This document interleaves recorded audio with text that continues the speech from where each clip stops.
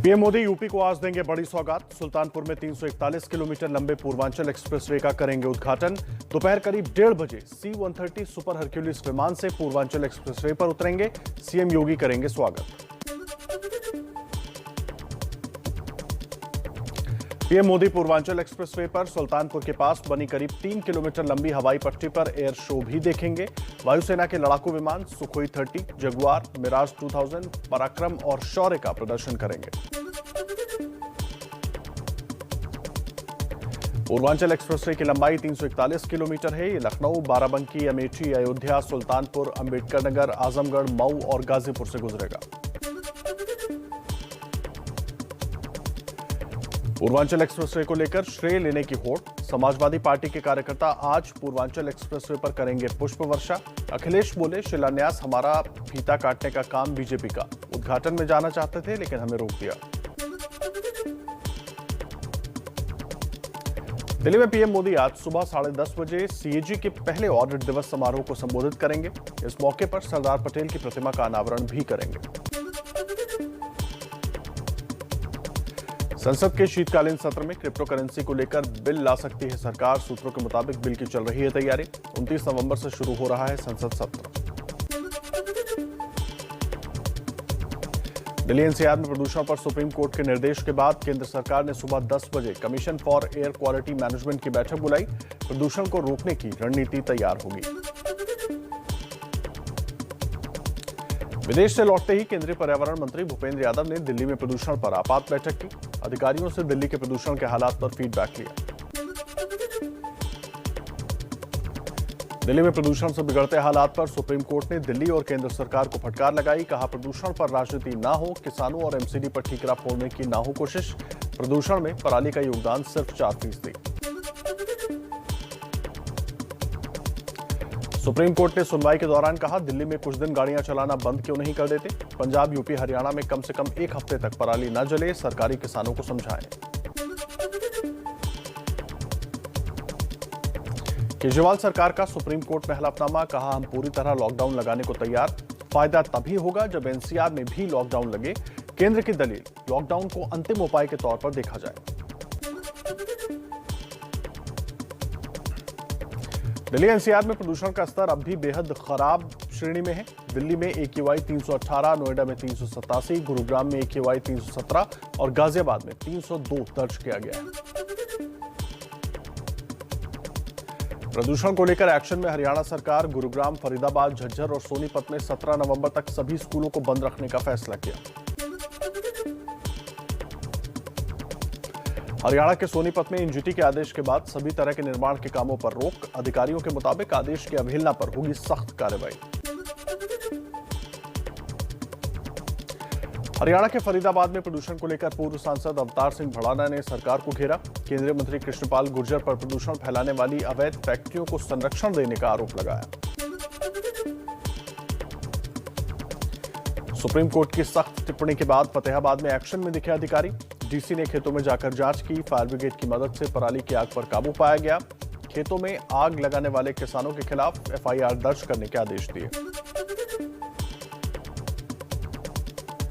सलमान खुर्शीद की किताब पर नहीं थम रहा विवाद। नैनीताल में सलमान खुर्शीद के घर में तोड़फोड़ और आगजनी।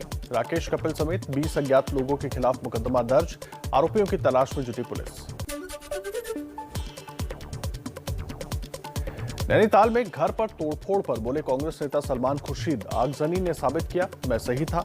ये हिंदू धर्म नहीं हो सकता। ऐसे लोगों का हिंदू धर्म से कोई लेना देना नहीं है। यह हमला मुझ पर नहीं, हिंदू धर्म पर हुआ है।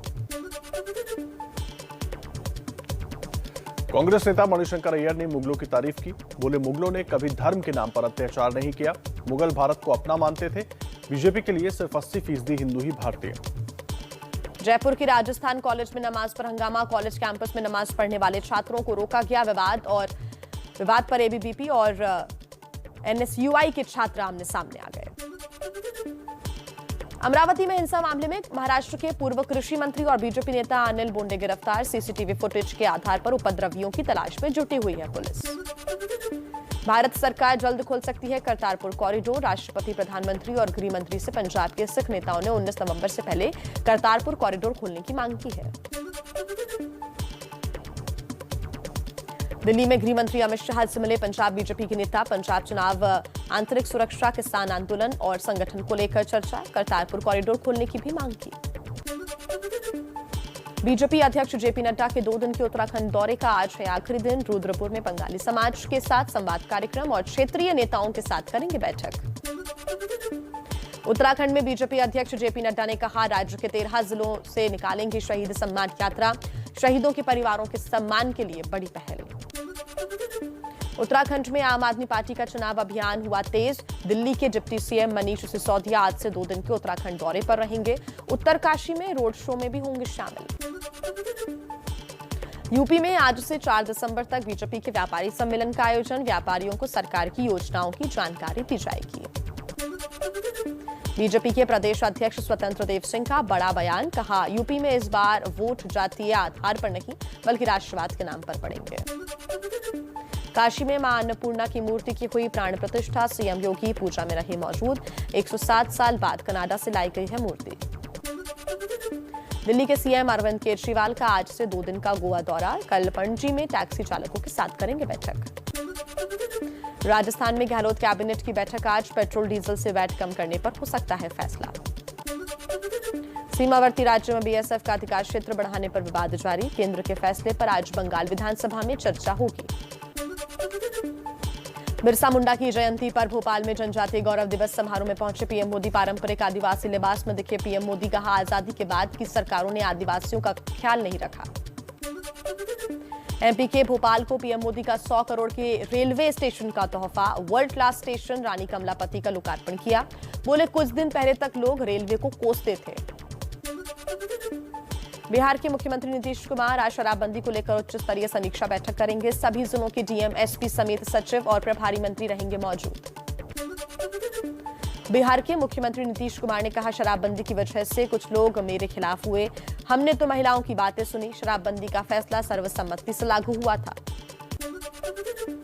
कोरोना काल में अर्थव्यवस्था को केंद्र की बूस्टर डोज। राज्यों को टैक्स हिस्सेदारी की 2 किश्तें साथ ही देने का ऐलान किया। 95,000 करोड़ का होगा भुगतान। अहमदाबाद नगर निगम का बड़ा आदेश। अंडा और नॉनवेज के फूड स्टॉल आज से होंगे बंद। धार्मिक स्थल, स्कूल, कॉलेज समेत सार्वजनिक जगहों पर नॉनवेज की रेहड़ी पर रोक। छत्तीसगढ़ के रायगढ़ में शहीद कर्नल विप्लव त्रिपाठी, उनकी पत्नी और बेटे का सैनिक सम्मान के साथ हुआ अंतिम संस्कार। लोगों ने नम आंखों से दी विदाई। मणिपुर में उग्रवादी हमले में शहीद हुए थे कर्नल विप्लव। त्रिपुरा में फर्जी खबर रिपोर्ट करने के आरोप में गिरफ्तार 2 महिला पत्रकार को जमानत मिली। हिंसा पर थी खबर। त्रिपुरा सांप्रदायिक हिंसा से जूझ रहा है। गुजरात में मोरबी के एक गांव के करीब 600 करोड़ रुपए की हेरोइन बरामद की गई है। 2 आरोपी गिरफ्तार। महाराष्ट्र के मंत्री नवाब मलिक ने साधा निशाना। कहा, उड़ता Gujarat. Iron cruise drugs case में वसूली के आरोपों की जांच कर रही मुंबई पुलिस की एसआईटी टीम ने सैम डिसूजा से तकरीबन 9 घंटे तक पूछताछ की। रविवार को एनसीबी की विजिलेंस की टीम ने बयान दर्ज किए थे। यूपी के कासगंज मामले में अगवा लड़की मिली। मृतक अल्ताफ पर लगा था अगवा करने का आरोप। अल्ताफ के परिवार ने दोबारा पोस्टमार्टम कराने और सीबीआई जांच की मांग की। लखीमपुर खीरी किसान हिंसा मामले पर यूपी सरकार निगरानी में जांच करने को तैयार। यूपी सरकार के वकील ने सुप्रीम कोर्ट में कहा, जिन्हें ठीक समझे उन्हें नियुक्त कर ले। लखीमपुर हिंसा के मुख्य आरोपी आशीष मिश्रा की जमानत अर्जी फिर से हुई खारिज। 3 अक्टूबर को लखीमपुर में हिंसा के दौरान 8 लोगों की जान गई थी। यूपी के जलयम भर्ती घोटाले में समाजवादी पार्टी के आजम खान की कोर्ट में हुई पेशी। योगी सरकार ने जांच करवाई थी, जिसके आधार पर आजम खान पर एफआईआर दर्ज है। गाजियाबाद में लोनी के एक होटल में रोटी बनाते समय थूक रहे एक शख्स का वीडियो हुआ है वायरल। हिंदू संगठन की शिकायत पर पुलिस ने आरोपी को हिरासत में लिया। बिहार सरकार की लेसी सिंह का आरोपों पर पलटवार।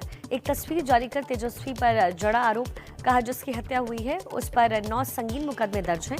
गिरोह का सरगना तेजस्वी की पार्टी का सदस्य है। लेसी सिंह पर रीटू सिंह की हत्या का आरोप है। पंजाब में माइनिंग के काम में लगे क्रशर इंडस्ट्री से बड़े पैमाने पर कथित तौर पर वसूला जा रहा है गुंडा टैक्स। कारोबार से जुड़े लोगों के मुताबिक रोजाना तकरीबन 14 करोड़ रुपए की अवैध वसूली की जाती है। केरल के पलक्कड़ में आरएसएस कार्यकर्ता संजीत की हुई हत्या, बीजेपी का आरोप। पीएफआई की राजनीति शाखा एसडीपीआई के गुंडों ने पत्नी के सामने मार डाला, संजीत के शरीर पर 50 से ज्यादा घाव। दिल्ली में नकली नोटों के सिंडिकेट का हुआ खुलासा, दिल्ली पुलिस ने पंजाब के 2 मास्टरमाइंड समेत 5 आरोपियों को गिरफ्तार किया, 6 लाख के नकली नोट भी बरामद किए गए। मुंबई के कंजूर मार्ग इलाके में सैमसंग के मोबाइल सर्विस सेंटर में भीषण आग से भारी नुकसान, दमकल की 15 गाड़ियों की मदद से 3 घंटे में आग पर काबू पाया गया, 10 लोगों को सुरक्षित निकाला गया। सोनीपत के कुंडली औद्योगिक क्षेत्र में हुआ बड़ा हादसा, फैक्ट्री में लेंटर गिरने से 6 मजदूर घायल हुए, एनजीटी की रोक के बाद भी जारी था काम। जेवर में अंतर्राष्ट्रीय एयरपोर्ट के शिलान्यास की तैयारियां हुई तेज, 25 नवंबर को पीएम मोदी करेंगे उद्घाटन। सीईओ के मुताबिक एयरपोर्ट बनाने के लिए कंपनी का चुनाव हो सकता है।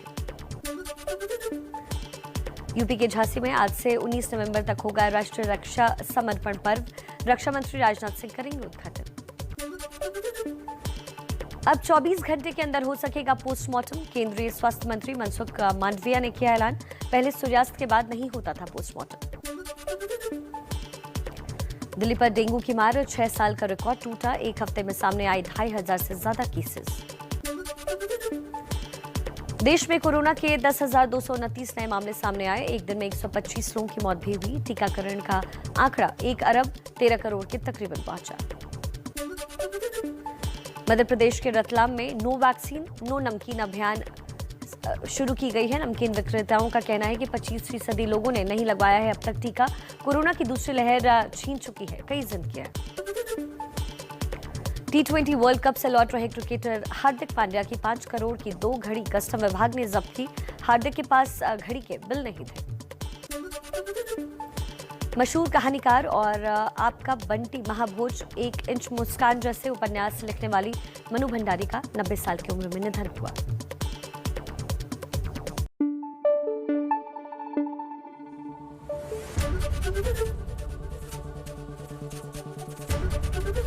एबीपी न्यूज आपको रखे आगे।